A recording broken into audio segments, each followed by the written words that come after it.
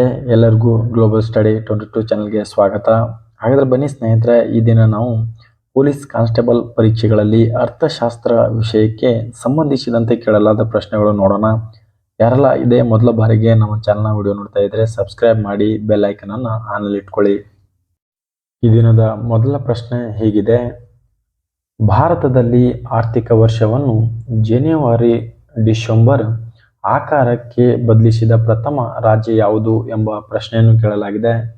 ಈ ಪ್ರಶ್ನೆಗೆ ಸರಿಯಾದ ಉತ್ತರ ಆಪ್ಷನ್ ಬಿ, ಮಧ್ಯಪ್ರದೇಶ ರಾಜ್ಯ. ಮಧ್ಯಪ್ರದೇಶ ರಾಜ್ಯವು ತನ್ನ ಒಂದು ಆರ್ಥಿಕ ವರ್ಷವನ್ನು ಜನವರಿಯಿಂದ ಡಿಸೆಂಬರ್ಗೆ ಬದಲಿಸಿದ ದೇಶದ ಮೊದಲ ರಾಜ್ಯವಾಗಿದೆ. ಎರಡನೆಯ ಪ್ರಶ್ನೆ: ಆರ್ಥಿಕ ಸರ್ವೇಕ್ಷಣ ಇದರಿಂದ ಪ್ರಕಟಿಸಲಾಗುತ್ತದೆ ಎಂಬ ಪ್ರಶ್ನೆಯನ್ನು ಕೇಳಲಾಗಿದೆ. ಈ ಪ್ರಶ್ನೆಗೆ ಸರಿಯಾದ ಉತ್ತರ ಆಪ್ಷನ್ ಎ, ಆರ್ಥಿಕ ಸಚಿವಾಲಯ. ಈ ಆರ್ಥಿಕ ಸಚಿವಾಲಯವು ಆರ್ಥಿಕ ಸರ್ವೇಕ್ಷಣಾ ವರದಿಯನ್ನು ಪ್ರಕಟಿಸುತ್ತದೆ. ಆದ್ದರಿಂದ ಈ ಪ್ರಶ್ನೆಗೆ ಸರಿಯಾದ ಉತ್ತರ ಆಪ್ಷನ್ ಎ, ಆರ್ಥಿಕ ಸಚಿವಾಲಯ. ಮೂರನೆಯ ಪ್ರಶ್ನೆ: ಈಗ ಪ್ರಪಂಚದ ಒಟ್ಟು ಜನಸಂಖ್ಯೆಯಲ್ಲಿ ಭಾರತದ ಒಂದು ವಾಸಿಸುತ್ತಿರುವ ಪ್ರಮಾಣ ಎಷ್ಟು ಎಂಬ ಪ್ರಶ್ನೆಯನ್ನು ಕೇಳಲಾಗಿದೆ. ಈ ಪ್ರಶ್ನೆಗೆ ಸರಿಯಾದ ಉತ್ತರ ಆಪ್ಷನ್ ಸಿ, 17.3.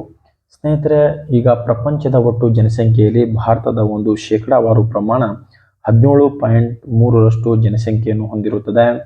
ಪ್ರಪಂಚದಲ್ಲಿ ಅತಿ ಹೆಚ್ಚು ಜನಸಂಖ್ಯೆಯನ್ನು ಹೊಂದಿರುವಂತಹ ರಾಷ್ಟ್ರ ಚೀನಾ ರಾಷ್ಟ್ರವಾಗಿರುತ್ತದೆ. ಅದೇ ರೀತಿ ಪ್ರಪಂಚದಲ್ಲಿ ಎರಡನೆಯ ಒಂದು ಅತಿ ಹೆಚ್ಚು ಜನಸಂಖ್ಯೆಯನ್ನು ಹೊಂದಿರುವಂತಹ ರಾಷ್ಟ್ರ ಭಾರತವಾಗಿರುತ್ತದೆ. ಭಾರತ ಪ್ರಪಂಚದಲ್ಲಿ ಎರಡನೆಯ ಅತಿ ಹೆಚ್ಚು ಜನಸಂಖ್ಯೆಯನ್ನು ಹೊಂದಿರುವಂತಹ ರಾಷ್ಟ್ರವಾಗಿರುತ್ತದೆ. ನಾಲ್ಕನೆಯ ಪ್ರಶ್ನೆ: ಆಗ್ಮಾರ್ಕ್ ಚಿಹ್ನೆಯನ್ನು ಯಾವುದಕ್ಕೆ ಕಡ್ಡಾಯಗೊಳಿಸಲಾಯಿತು ಎಂಬ ಪ್ರಶ್ನೆಯನ್ನು ಕೇಳಲಾಗಿದೆ. ಈ ಪ್ರಶ್ನೆಗೆ ಸರಿಯಾದ ಉತ್ತರ ಆಪ್ಷನ್ ಸಿ, ವ್ಯವಸಾಯ ಉತ್ಪನ್ನಗಳು. ವ್ಯವಸಾಯ ಉತ್ಪನ್ನಗಳಿಗೆ ಈ ಆಗ್ಮಾರ್ಕ್ ಅನ್ನೋ ಚಿಹ್ನೆಯನ್ನು ನೀಡಲಾಗ್ತದೆ. ವ್ಯವಸಾಯ ಉತ್ಪನ್ನದ ಒಂದು ಗುಣಮಟ್ಟವನ್ನು ಕಾಪಾಡಿಕೊಳ್ಳಲು ಸ್ನೇಹಿತರೆ ಈ ಆಗ್ಮಾರ್ಕ್ ಎನ್ನುವ ಒಂದು ಚಿಹ್ನೆಯನ್ನು ನೀಡಲಾಗ್ತದೆ. Option C is right answer. ಐದನೆಯ ಪ್ರಶ್ನೆ: ಭಾರತೀಯ ಅರ್ಥವ್ಯವಸ್ಥೆಯಲ್ಲಿ ಕೃಷಿಯನ್ನು ಈ ವಲಯಕ್ಕೆ ಸೇರಿಸಲಾಗಿದೆ ಎಂಬ ಪ್ರಶ್ನೆಯನ್ನು ಕೇಳಲಾಗಿದೆ. ಈ ಪ್ರಶ್ನೆಗೆ ಸರಿಯಾದ ಉತ್ತರ ಆಪ್ಷನ್ ಎ, ಪ್ರಾಥಮಿಕ ವಲಯ. ಸ್ನೇಹಿತರೆ, ಭಾರತದಲ್ಲಿ ಕೃಷಿಯನ್ನು ಪ್ರಾಥಮಿಕ ವಲಯಕ್ಕೆ ಸೇರಿಸಲಾಗುತ್ತದೆ. ಅದೇ ರೀತಿ ಈ ದ್ವಿತೀಯ ವಲಯಕ್ಕೆ ಕೈಗಾರಿಕಾ ವಲಯವನ್ನು ಸೇರಿಸಲಾಗುತ್ತದೆ. ಅದೇ ರೀತಿ ತೃತೀಯ ವಲಯಕ್ಕೆ ಸೇವಾ ವಲಯವನ್ನು ಸೇರಿಸಲಾಗುತ್ತದೆ. ಸೇವಾ ವಲಯ. ಆರನೆಯ ಪ್ರಶ್ನೆ: ಹೊಸ 500 ರು ನೋಟಿನ ಮೇಲೆ ಯಾರ ಸಹಿ ಇರುತ್ತದೆ ಎಂಬ ಪ್ರಶ್ನೆಯನ್ನು ಕೇಳಲಾಗಿದೆ. ಈ ಪ್ರಶ್ನೆಗೆ ಸರಿಯಾದ ಉತ್ತರ option B, reserve bank of ಇಂಡಿಯಾದ ಒಂದು ಗವರ್ನರ್ ಸಹಿ ಈ 500 ರು ನೋಟಿನ ಮೇಲೆ ಕಂಡುಬರುತ್ತದೆ. ಆದ್ದರಿಂದ ಈ ಪ್ರಶ್ನೆಗೆ ಸರಿಯಾದ ಉತ್ತರ option B, reserve bank governor. ಏಳನೆಯ ಪ್ರಶ್ನೆ: ಹೊಸ 2000 ಕರೆನ್ಸಿ ನೋಟುಗಳ ಮೇಲೆ ಅದರ ಮೌಲ್ಯವನ್ನು ಎಷ್ಟು ಭಾಷೆಯಲ್ಲಿ ಬರೆದಿರುತ್ತಾರೆ ಎಂಬ ಪ್ರಶ್ನೆಯನ್ನು ಕೇಳಲಾಗಿದೆ. ಈ ಪ್ರಶ್ನೆಗೆ ಸರಿಯಾದ ಉತ್ತರ ಆಪ್ಷನ್ ಎ, 17 ಭಾಷೆಯಲ್ಲಿ ಈ ಹೊಸ 2000 ರು ಕರೆನ್ಸಿಗಳ ಮೇಲೆ ಅದರ ಮೌಲ್ಯವನ್ನು ಬರೆದಿರುತ್ತಾರೆ. Option A is right answer. ಎಂಟನೆಯ ಪ್ರಶ್ನೆ: ನೀಲಿ ಕ್ರಾಂತಿ ಯಾವುದಕ್ಕೆ ಸಂಬಂಧಿಸಿದೆ ಎಂಬ ಪ್ರಶ್ನೆಯನ್ನು ಕೇಳಲಾಗಿದೆ. ಈ ಪ್ರಶ್ನೆಗೆ ಸರಿಯಾದ ಉತ್ತರ ಆಪ್ಷನ್ ಸಿ, ಮೀನುಗಾರಿಕೆ. ಮೀನುಗಾರಿಕೆಗೆ ಸಂಬಂಧಿಸಿದ ಕ್ರಾಂತಿ ನೀಲಿ ಕ್ರಾಂತಿಯಾಗಿರುತ್ತದೆ. ಮೀನುಗಾರಿಕೆಯಲ್ಲಿ ಆದಂತಹ ಒಂದು ಅಗಾಧ ಉತ್ಪಾದನೆಯನ್ನು ನೀಲಿ ಕ್ರಾಂತಿ ಎಂದು ಹೇಳಲಾಗ್ತದೆ. ಆದ್ದರಿಂದ option C is right answer ಆಗಿರುತ್ತದೆ. ಒಂಬತ್ತನೆಯ ಪ್ರಶ್ನೆ: ಭಾರತದ ರಿಸರ್ವ್ ಬ್ಯಾಂಕಿನ ಗವರ್ನರ್ ಅವರ ಅಧಿಕಾರಾವಧಿ ಎಷ್ಟು ಎಂಬ ಪ್ರಶ್ನೆಯನ್ನು ಕೇಳಲಾಗಿದೆ. ಈ ಪ್ರಶ್ನೆಗೆ ಸರಿಯಾದ ಉತ್ತರ ಆಪ್ಷನ್ ಬಿ, 3 ವರ್ಷಗಳು. 3 ವರ್ಷಗಳು ಸ್ನೇಹಿತರೆ ಭಾರತದ ಒಂದು ರಿಸರ್ವ್ ಬ್ಯಾಂಕಿನ ಗವರ್ನರ್ ಅವರ ಅಧಿಕಾರಾವಧಿ ಆಗಿರುತ್ತದೆ. ಈ ಪ್ರಶ್ನೆ ಬಹಳ ಇಂಪಾರ್ಟೆಂಟ್ ಆಗಿರುವಂತಹ ಪ್ರಶ್ನೆಯಾಗಿದ್ದು ರಿಪೀಟೆಡ್ ಆಗಿ ಕೇಳಿರುವಂತಹ ಪ್ರಶ್ನೆ ಆಗಿರುತ್ತದೆ. ಆದ್ದರಿಂದ ಈ ಪ್ರಶ್ನೆಗೆ ಸರಿಯಾದ ಉತ್ತರ option B is right answer. 10ನೆಯ ಪ್ರಶ್ನೆ: ಸರಕು ಮತ್ತು ಸೇವಾ ತೆರಿಗೆ GST ಮಸೂದೆಯು ಸಂವಿಧಾನದ ಎಷ್ಟನೆಯ ಒಂದು ತಿದ್ದುಪಡಿ ಮಸೂದೆ ಆಗಿರುತ್ತದೆ ಎಂಬ ಪ್ರಶ್ನೆಯನ್ನು ಕೇಳಲಾಗಿದೆ. ಈ ಪ್ರಶ್ನೆಗೆ ಸರಿಯಾದ ಉತ್ತರ ಆಪ್ಷನ್ ಬಿ 122. 122ನೆಯ ಒಂದು ತಿದ್ದುಪಡಿ ಮಸೂದೆಯು ಸರಕು ಮತ್ತು ಸೇವಾ ತೆರಿಗೆಗೆ ಸಂಬಂಧಿಸಿದಂತಹ ಮಸೂದೆಯಾಗಿರುತ್ತದೆ. ಭಾರತದಲ್ಲಿ ಸ್ನೇಹಿತರೆ GST ಕಾಯ್ದೆ ಜಾರಿಗೆಯಾದ ವರ್ಷ 2017 ಏಪ್ರಿಲ್ 1 ಆಗಿರುತ್ತದೆ. ಈ ಏಪ್ರಿಲ್ 1ರಂದು 2017 ಏಪ್ರಿಲ್ 1ರಂದು ಭಾರತದಲ್ಲಿ GST ಕಾಯ್ದೆ ಜಾರಿಗೆ ಆಗ್ತದೆ. ಈ GST ಕಾಯ್ದೆಯನ್ನು ಅಳವಡಿಸಿಕೊಂಡ ಮೊದಲ ದೇಶ ಅಂದರೆ ಅದು ಫ್ರಾನ್ಸ್ ದೇಶವಾಗಿರುತ್ತದೆ ಸ್ನೇಹಿತರೆ. GST ಕಾಯ್ದೆಯನ್ನು ಅಳವಡಿಸಿಕೊಂಡ ಮೊದಲ ದೇಶ ಫ್ರಾನ್ಸ್ ದೇಶವಾಗಿರುತ್ತದೆ. ಈ ಫ್ರಾನ್ಸ್ ದೇಶ GST ಕಾಯ್ದೆಯನ್ನು 1954ರಲ್ಲಿ ಅಳವಡಿಸಿಕೊಳ್ಳುತ್ತದೆ. 11ನೇ ಪ್ರಶ್ನೆ, ಮುಖ್ಯಮಂತ್ರಿ ಸಾಂತ್ವನ ಹರೀಶ್ ಯೋಜನೆಯು ಯಾವುದಕ್ಕೆ ಸಂಬಂಧಿಸಿದೆ ಎಂಬ ಪ್ರಶ್ನೆಯನ್ನು ಕೇಳಲಾಗಿದೆ. ಈ ಪ್ರಶ್ನೆಗೆ ಸರಿಯಾದ ಉತ್ತರ ಆಪ್ಷನ್ ಡಿ ಅಪಘಾತ ಸಂತ್ರಸ್ತರಿಗೆ ಸಂಬಂಧಿಸಿದ ಯೋಜನೆ ಈ ಹರೀಶ್ ಯೋಜನೆ ಆಗಿರುತ್ತದೆ ಸ್ನೇಹಿತರೆ. ಈ ಹರೀಶ್ ಯೋಜನೆಯು ಅಪಘಾತ ಸಂತ್ರಸ್ತರಿಗೆ ಸೂಕ್ತ ಸೌಲಭ್ಯವನ್ನು ಒದಗಿಸುವಂತಹ ಒಂದು ಯೋಜನೆ ಆಗಿರುತ್ತದೆ. ಆದ್ದರಿಂದ ಆಪ್ಷನ್ ಡಿ ಇಸ್ ಸರಿಯಾದ ಉತ್ತರವಾಗಿರುತ್ತದೆ.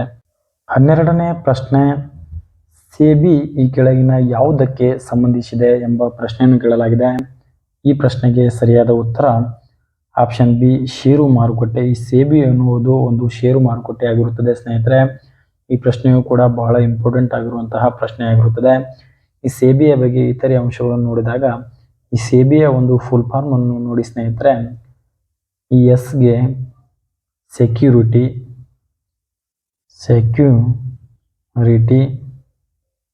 ಈಗೆ ಎಕ್ಸ್ಚೇಂಜ್,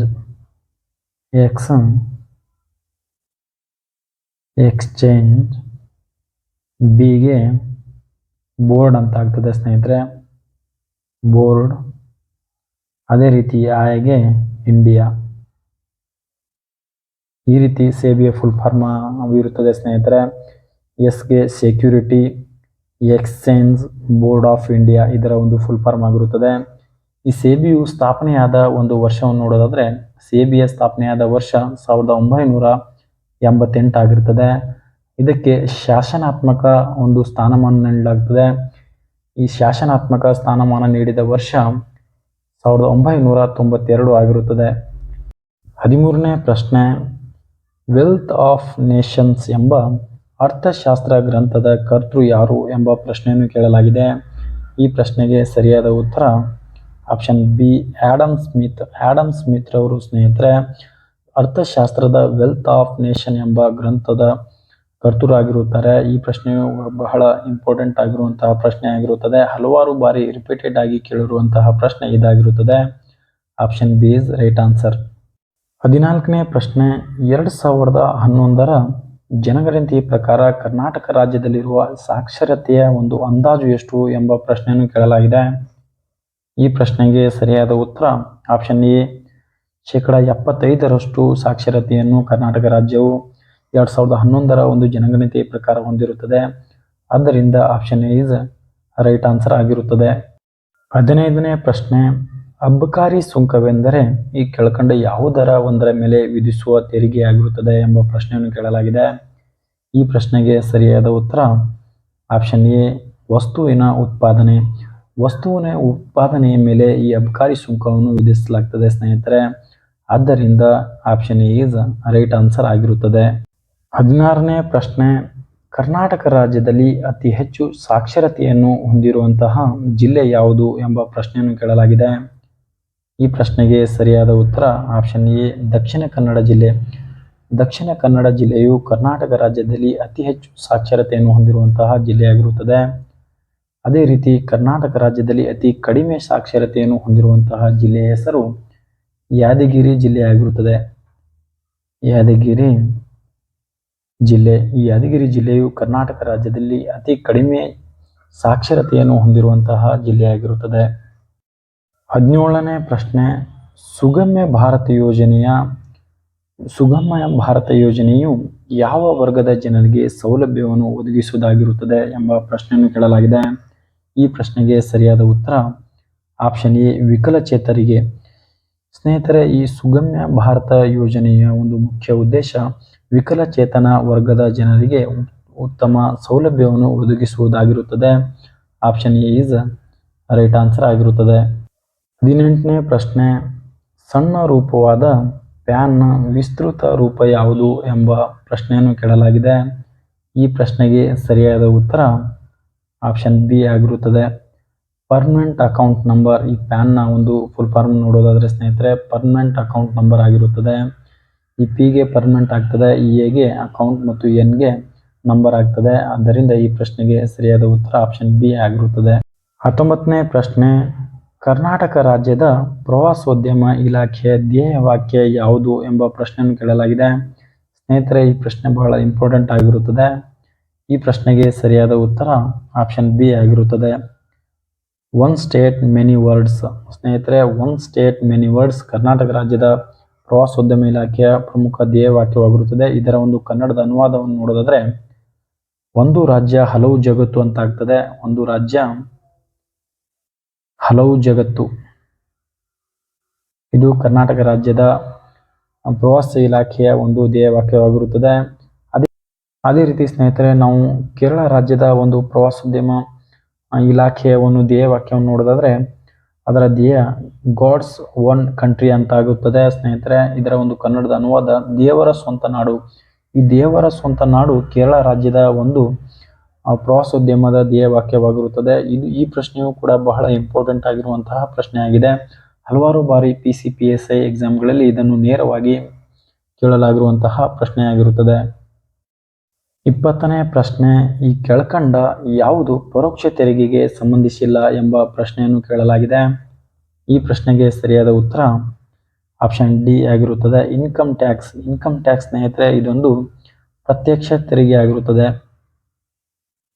ಪ್ರತ್ಯಕ್ಷ ತೆರಿಗೆ ಆಗಿರುವುದರಿಂದ ಇದೊಂದು ಪರೋಕ್ಷ ತೆರಿಗೆಗೆ ಉದಾಹರಣೆ ಆಗಿರುವುದಿಲ್ಲ. ಅದರ್ವೈಸ್ 3 ಆಪ್ಷನ್ಗಳಾದಂತಹ option A service tax, option B sales tax ಮತ್ತು ಆಪ್ಷನ್ ಸಿ ಸೆಂಟ್ರಲ್ ಟ್ಯಾಕ್ಸ್, ಈ 3 ಪರೋಕ್ಷ ತೆರಿಗೆಗೆ ಉದಾಹರಣೆಯಾಗಿರುವುದರಿಂದ ಈ ಪ್ರಶ್ನೆಗೆ ಸರಿಯಾದ ಉತ್ತರ ಆಪ್ಷನ್ ಡಿ ಇನ್ಕಮ್ ಟ್ಯಾಕ್ಸ್ ಆಗಿರುತ್ತದೆ. 21ನೇ ಪ್ರಶ್ನೆ, WTO ವಿಶ್ವ ವ್ಯಾಪಾರ ಸಂಘಟನೆಯ ಮುಖ್ಯ ಕಚೇರಿಯಲ್ಲಿದೆ ಎಂಬ ಪ್ರಶ್ನೆಯನ್ನು ಕೇಳಲಾಗಿದೆ. ಸ್ನೇಹಿತರೆ, ಈ ಪ್ರಶ್ನೆಯು ಕೂಡ ಬಹಳ ಇಂಪಾರ್ಟೆಂಟ್ ಆಗಿರುವಂತಹ ಪ್ರಶ್ನೆ ಆಗಿರುತ್ತದೆ. ರಿಪೀಟೆಡ್ ಆಗಿ ಕೇಳಿರುವಂತಹ ಪ್ರಶ್ನೆ ಆಗಿರುತ್ತದೆ. ಈ ಪ್ರಶ್ನೆಗೆ ಸರಿಯಾದ ಉತ್ತರ ಆಪ್ಷನ್ ಎ ಜಿನೇವಾವಾಗಿರುತ್ತದೆ. ಜಿನೇವಾದಲ್ಲಿ ಈ WTOನ ಒಂದು ಮುಖ್ಯ ಕಚೇರಿ ಇರುತ್ತದೆ. ಈ WTOನ ಒಂದು ಫುಲ್ ಫಾರ್ಮ್ ಅನ್ನು ನೋಡೋದಾದ್ರೆ ಸ್ನೇಹಿತರೆ, ಈ ಫುಲ್ ಫಾರ್ಮ್ ಅನ್ನು ಕೂಡ ಹಲವಾರು ಬಾರಿ ಪರೀಕ್ಷೆಗಳಲ್ಲಿ ಕೇಳಲಾಗಿದೆ. ಇದರ ಒಂದು ಫುಲ್ ಫಾರ್ಮ್ ವರ್ಲ್ಡ್ ಟಿಗೆ ಟ್ರೇಡ್, ಓಗೆ ಆರ್ಗನೈಜೇಷನ್ ಅಂತ ಆಗ್ತದೆ. ಆರ್ಗನೈಜೇಷನ್ ಇದರ ಫುಲ್ ಫಾರ್ಮ್ ಸ್ನೇಹಿತರೆ ವರ್ಲ್ಡ್ ಟ್ರೇಡ್ ಆರ್ಗನೈಜೇಷನ್ ಅಂತ ಆಗ್ತದೆ. ಇದರ ಒಂದು ಸ್ಥಾಪನೆಯಾದ ವರ್ಷವನ್ನು ನೋಡೋದಾದ್ರೆ ಜಾನ್ 1, 1995ರಲ್ಲಿ ಈ WTOನ ಒಂದು ಸ್ಥಾಪನೆ ಆಗ್ತದೆ. ಜನವರಿ 1, 1995ರಲ್ಲಿ ಇದರ ಒಂದು ಸ್ಥಾಪನೆ ಆಗ್ತದೆ. ಈ WTOನ ಒಟ್ಟು ಸದಸ್ಯ ರಾಷ್ಟ್ರಗಳ ಸಂಖ್ಯೆಯನ್ನು ನೋಡೋದಾದ್ರೆ ಸದಸ್ಯ ರಾಷ್ಟ್ರಗಳ ಸಂಖ್ಯೆ 164 ಆಗಿರುತ್ತದೆ. 22ನೇ ಪ್ರಶ್ನೆ, 1 ರೂಪಾಯಿ ಕರೆನ್ಸಿ ನೋಟಿನ ಮೇಲೆ ಯಾರ ಸಹಿ ಇರುತ್ತದೆ ಎಂಬ ಪ್ರಶ್ನೆಯನ್ನು ಕೇಳಲಾಗಿದೆ. ಈ ಪ್ರಶ್ನೆಯು ಕೂಡ ಬಹಳ ಇಂಪಾರ್ಟೆಂಟ್ ಆಗಿರುವಂತಹ ಪ್ರಶ್ನೆ ಆಗಿರುತ್ತದೆ. ಅತಿ ರಿಪೀಟೆಡ್ ಆಗಿ ಕೇಳಿರುವಂತಹ ಪ್ರಶ್ನೆ ಇದಾಗಿರುತ್ತದೆ. ಈ ಪ್ರಶ್ನೆಗೆ ಸರಿಯಾದ ಉತ್ತರ ಆಪ್ಷನ್ ಸಿ ಆಗಿರುತ್ತದೆ. ಕೇಂದ್ರ ಹಣಕಾಸು ಕಾರ್ಯದರ್ಶಿಯವರ ಒಂದು ಸಹಿ ಈ 1 ರೂಪಾಯಿ ಕರೆನ್ಸಿ ನೋಟಿನ ಮೇಲೆ ಇರುತ್ತದೆ. ಕೇಂದ್ರ ಹಣಕಾಸು ಕಾರ್ಯದರ್ಶಿಯವರ ಸಹಿ ಈ 1 ರೂಪಾಯಿ ನೋಟಿನ ಮೇಲೆ ಕಂಡುಬರುತ್ತದೆ. ಆದ್ದರಿಂದ ಈ ಪ್ರಶ್ನೆಗೆ ಸರಿಯಾದ ಉತ್ತರ ಆಪ್ಷನ್ ಸಿ ಆಗಿರುತ್ತದೆ. 23ನೇ ಪ್ರಶ್ನೆ, ಒಂದು ಕೃಷಿ ಪ್ರದೇಶದಲ್ಲಿ ಒಂದೇ ಸಮಯದಲ್ಲಿ 2-3 ಬೆಳೆಗಳನ್ನು ಬೆಳೆಯುವುದಕ್ಕೆ ಏನೆಂದು ಕರೆಯುತ್ತಾರೆ ಎಂಬ ಪ್ರಶ್ನೆಯನ್ನು ಕೇಳಲಾಗಿದೆ. ಈ ಪ್ರಶ್ನೆಗೆ ಸರಿಯಾದ ಉತ್ತರ ಆಪ್ಷನ್ ಸಿ ಆಗಿರುತ್ತದೆ. ಪರಿಶ್ರಮ ಪೂರ್ಣ ಬೆಳೆಗಾರಿಕೆ ಎಂದು ಕರೆಯುತ್ತಾರೆ. ಒಂದು ಕೃಷಿ ಪ್ರದೇಶದಲ್ಲಿ ಒಂದೇ ಸಮಯದಲ್ಲಿ 2-3 ಬೆಳೆಗಳನ್ನು ಬೆಳೆಯುತ್ತಾ ಇದ್ದರೆ ಅದನ್ನು ಪರಿಶ್ರಮ ಪೂರ್ಣ ಬೆಳೆಗಾರಿಕೆ ಎಂದು ಕರೆಯುತ್ತಾರೆ. Option C is right answer ಆಗಿರುತ್ತದೆ. 24ನೇ ಪ್ರಶ್ನೆ, HDI ಎಂದರೇನು ಎಂಬ ಪ್ರಶ್ನೆಯನ್ನು ಕೇಳಲಾಗಿದೆ. ಸ್ನೇಹಿತರೆ, ಇಲ್ಲಿ HDI ನ ಒಂದು ಫುಲ್ ಫಾರ್ಮನ್ನು ಕೇಳಲಾಗಿದೆ. ಈ HDI ನ full form human development index ಅಂತ ಆಗಿರುತ್ತದೆ. ವುಮೆನ್ ಡೆವಲಪ್ಮೆಂಟ್ ಇಂಡೆಕ್ಸ್, ಇದರ ಒಂದು ಕನ್ನಡದ ಅನುವಾದವನ್ನು ತಾವು ನೋಡೋದಾದ್ರೆ ಮಾನವ ಅಭಿವೃದ್ಧಿ ಸೂಚ್ಯಂಕವಾಗಿರುತ್ತದೆ. ಮಾನವ ಅಭಿವೃದ್ಧಿ ಸೂಚ್ಯಂಕ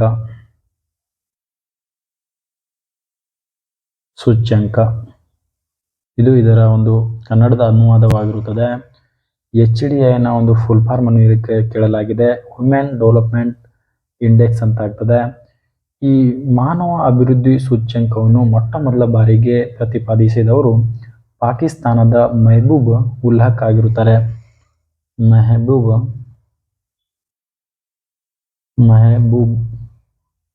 ಉಲ್ ಹಕ್ ರವರು ಸ್ನೇಹಿತರೆ, ಪಾಕಿಸ್ತಾನದ ಮೆಹಬೂಬ್ ಉಲ್ ಹಕ್ ರವರು ಪ್ರಪಂಚದಲ್ಲಿಯೇ ಮಾನವ ಅಭಿವೃದ್ಧಿ ಸೂಚ್ಯಂಕದ ಒಂದು ಪರಿಕಲ್ಪನೆಯನ್ನು ನೀಡಿದವರಾಗಿರುತ್ತಾರೆ.